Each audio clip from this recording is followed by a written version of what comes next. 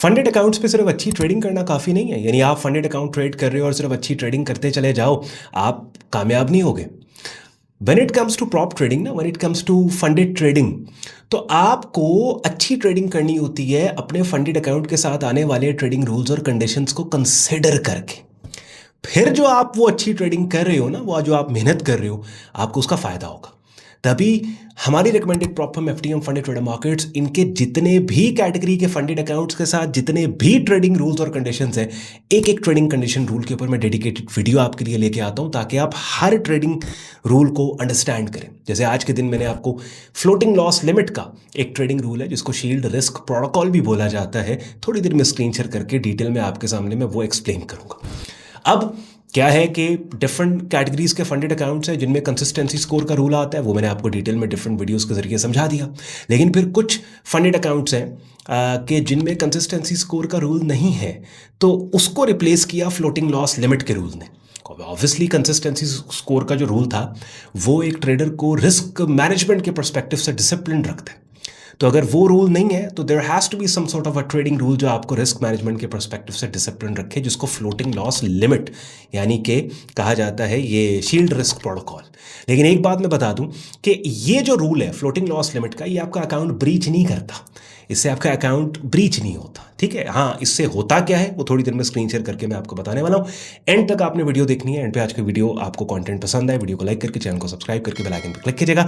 और आप में से वो लोग जो एफटीएम पे साइन अप करके अपनी फंडेड जर्नी स्टार्ट करके फंडेड ट्रेडर बनना चाहते हैं, तो इस वीडियो के डिस्क्रिप्शन में हमारा रेफरल लिंक दिया हुआ है और डिस्काउंट कोड्स भी दिए हैं, जिनको आप डिफरेंट कैटेगरीज के फंडेड अकाउंट्स को पे साइन अप करते हुए चेकआउट पे यूज करके उन डिस्काउंट कोड्स को ठीक ठाक डिस्काउंट ले सकते हैं। So without any further delay, let's start the action. चलिए, एफटीएम फंडेड ट्रेडर मार्केट्स की ऑफिशियल वेबसाइट अपनी स्क्रीन पे आप लोग देख रहे हो। रेफरल लिंक जब आप क्लिक करोगे, यहीं इसी होम पेज पे आप आ जाओगे। स्क्रॉल डाउन आप करेंगे तो डिफरेंट कैटेगरीज के फंडेड अकाउंट्स आपको नजर आ रहे हैं। सबसे पहले हम ये देख लेते हैं कि किन किन फंडेड अकाउंट्स के अंदर ये फ्लोटिंग लिमिट का जो रूल है ये आ रहा है। वन स्टेप एवल्यूएशन से हम स्टार्ट करेंगे। वन स्टेप एवल्यूएशन में आपके पास वन स्टेप नाइट्रोस्टैटिक है कि जिसमें फ्लोटिंग लिमिट का रूल एवल्यूएशन और फंडेड फेज दोनों में आपको मिलता है। उसके बाद टू स्टेप एवल्यूएशन में टू स्टेप प्लस में आपको फ्लोटिंग लिमिट का रूल स्टिमुलेटेड फंडेड फेज में मिलेगा, एवल्यूएशन फेज में नहीं मिलेगा। टू स्टेप प्राइम में आपको एवल्यूएशन और फंडेड दोनों फेजेस के अंदर ये पर्टिकुलर रूल मिलता है। और उसके बाद इंस्टेंट फंडिंग में जब आप जाते हैं तो इंस्टेंट प्लस में आपको फ्लोटिंग लिमिट का रूल मिलता है। इंस्टेंट प्रो में भी नहीं है और इंस्टेंट स्टैंडर्ड में भी नहीं है।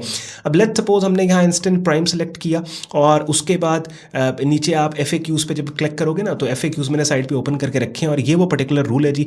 इसको डिटेल में हम डिस्कस कर लेते हैं। सबसे पहले, जैसे मैंने आपको पहले बोला था कि ये रूल आपके अकाउंट को ब्रीच नहीं करता। इसका इफेक्ट क्या पड़ता है कि अगर इस रूल को आप मीट नहीं करते तो आपका जो प्रॉफिट स्प्लिट है वो इंपैक्ट होता है। प्रॉफिट स्प्लिट का मतलब क्या कि जितना भी आप नॉर्मल जो स्टैंडर्ड प्रैक्टिस है वो ये है कि जितना भी प्रॉफिट आप किसी भी फंडेड अकाउंट पे बनाते हो ना, तो उसमें 80% ट्रेडर का होता है, 20% स्प्लिट जो है वो फर्म का होता है। लेकिन अगर आप इस पर्टिकुलर रूल को वायलेट करते हो तो डिफरेंट वायलेशंस के ऊपर आपके प्रॉफिट स्प्लिट में पेनल्टीज आपको पड़ती हैं। अब सबसे पहले ये रूल क्या है, बहुत आसान, कोई रॉकेट साइंस नहीं है।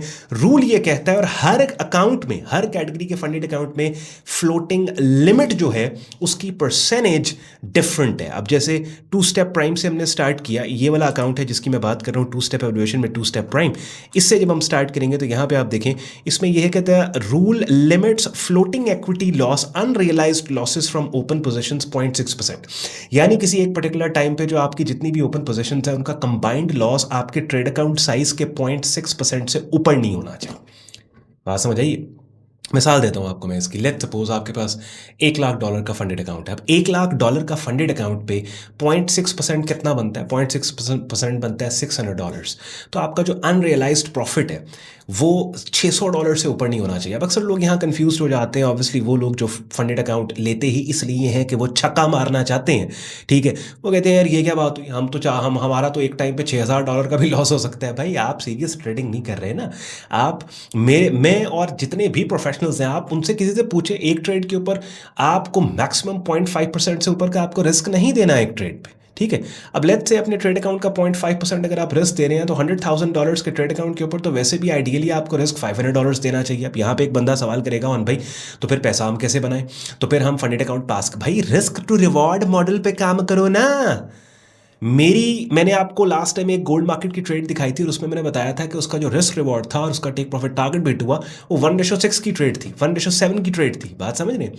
यानी आपको कौन कहता है कि आप $500 एक ट्रेड पे रिस्क देके $250 का take profit target negative risk to reward model पे काम करें? आप अच्छा रिस्क मॉडल 1:3, 1:2, सॉरी 1:4, 1:5 के ऊपर ऐसी अपॉर्चुनिटीज आपको मिलती हैं।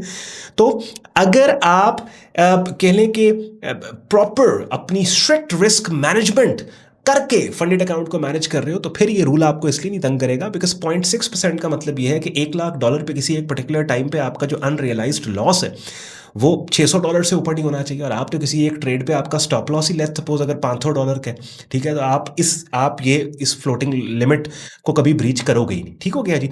अच्छा, अब इसमें क्या है, इसकी वॉयलेशंस के ऊपर भी बात कर लेते हैं कि लेट सपोज ऐसा नहीं होता और आपकी जितनी भी कलेक्टिव पोजीशन है, 2-3 ट्रेड्स आपने ओपन की, उनका कलेक्टिव लॉस आपका 0.6% of your trade account size से ऊपर निकल गया, तो पहली वॉयलेशन के ऊपर 50-50 पे आपका स्प्लिट आएगा। अब याद है आपको, मैंने आपको कहा था जो स्टैंडर्ड प्रैक्टिस ये कहती है कि जितना भी प्रॉफिट आप बनाते हैं उसमें 80% फर्म का होता है, 20% ट्रेडर का होता है, लेकिन अगर आप वॉयलेट करोगे इस रूल को तो 50-50 पे, यानी अब जो भी प्रॉफिट आप बनाते हो तो 50% जो स्प्लिट है वो आपका है, 50% फर्म का। फिर दोबारा आपने वॉयलेट कर दिया, दूसरी वॉयलेशन पे ये 40-60 हो जाएगा, यानी 40% अब आपका, 60% फर्म का। तीसरी वॉयलेशन पे 30-70 हो जाएगा कि 30% आपका, 70% फर्म का।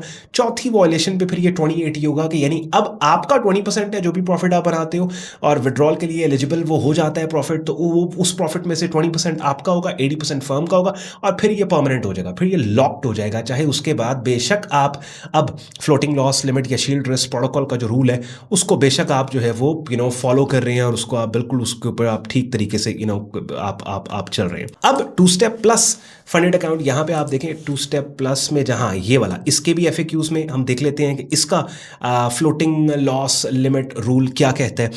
जैसे मैंने आपको पहले कहा था ना कि फ्लोटिंग लिमिट की जो परसेंटेज है हर फंडेड अकाउंट में डिफरेंट है। जैसे जब हम गए थे इधर 2 स्टेप प्राइम के अंदर तो उसमें 0.6% है, लेकिन जब आप आते हो 2 स्टेप प्लस में कि जिसमें फ्लोटिंग लिमिट का रूल एवेल्युएशन फेज पे नहीं है, ठीक है, लेकिन इसमें जो फ्लोटिंग लिमिट का रूल है वो फंडेड फेज में है, तो फंडेड फेज में इस फ्लोटिंग लिमिट की परसेंटेज कितनी है वो देखें 1% है। यानी कि प्राइम जो अकाउंट पहले डिस्कस किया उसमें 0.6% थी, यानी $1,00,000 का अगर आपके पास फंडेड अकाउंट है, उस $1,00,000 के फंडेड अकाउंट का 0.6% यानी $600 से ऊपर का आपका अनरियलाइज्ड लॉस नहीं हो। इसमें क्या है कि 1% यानी $100,000 के फंडेड अकाउंट के ऊपर $1,000 से ऊपर का आपका अनरियलाइज्ड लॉस नहीं होना चाहिए। और ये किसी एक ट्रेड की मैं बात नहीं कर रहा, उस दिन जितनी भी आपकी ट्रेड्स हैं उन तमाम ट्रेड्स का कंबाइंड लॉस इस टोटल आपके फंडेड अकाउंट के साइज का 1% से ऊपर नहीं, यानी $1,00,000 का अगर फंडेड अकाउंट है उसके $1,000 से आपका ऊपर नहीं होना चाहिए। Penalty same. इसी तरीके से आप जब डिफरेंट कैटेगरीज के फंडेड अकाउंट्स के जिनमें ये फ्लोटिंग लिमिट का रूल आता है, आप उनके FAQs में जाएंगे और ये वाला सवाल जैसे यहाँ पे है, is there a maximum floating loss rule on 2 step plus account. Prime में जब आप जाते हैं तो प्राइम के अंदर भी यही बात की, यहाँ पे फ्लोटिंग, हाँ, is there a maximum floating loss rule. तो ये वाला जो सवाल है इन FAQs के अंदर, आपने जिन भी कैटेगरीज के अंदर यहाँ पे फ्लोटिंग लिमिट के ऊपर यस लिखा हुआ है, आप उनके FAQs में जाके इस पर्टिकुलर सवाल को तलाश करें और इसके अंदर आपको फ्लोटिंग लॉस की जो लिमिट है, फ्लोटिंग लिमिट की जो परसेंटेज है वो आपको बता दी जाएगी कि भाई आपके फंडेड अकाउंट साइज के इतने % से ऊपर का आपका अनरियलाइज्ड लॉस किसी एक पर्टिकुलर मोमेंट पे आपकी ओपनड पोजीशंस का नहीं होना चाहिए। अब आई होप आज की इस वीडियो के बाद इस रूल को लेके, फ्लोटिंग लॉस लिमिट या शील्ड रिस्क प्रोटोकॉल के रूल को लेके आप कंफ्यूज्ड नहीं रहेंगे। अगर ऐसा ही है या आपको क्लियर हो गया ट्रेडिंग रूल, तो कमेंट सेक्शन में अपना फीडबैक आपने ज़रूर देना। और जैसे मैंने आपको स्टार्ट में बोला, फंडेड जर्नी अगर आप स्टार्ट करना चाहते हो तो रेफरल लिंक और डिस्काउंट कोड्स डिस्क्रिप्शन में दिए हैं, उन्हें चेक कर लीजिएगा। बाकी वीडियो अगर पसंद आई हो, लाइक करके चैनल को सब्सक्राइब करके बेल आइकन पर क्लिक कीजिएगा। ख्याल रखिए अपना, शुक्रगुजार हूँ आपने वक्त निकाला वीडियो देखने के लिए। मुझे इजाज़त दें, बाय।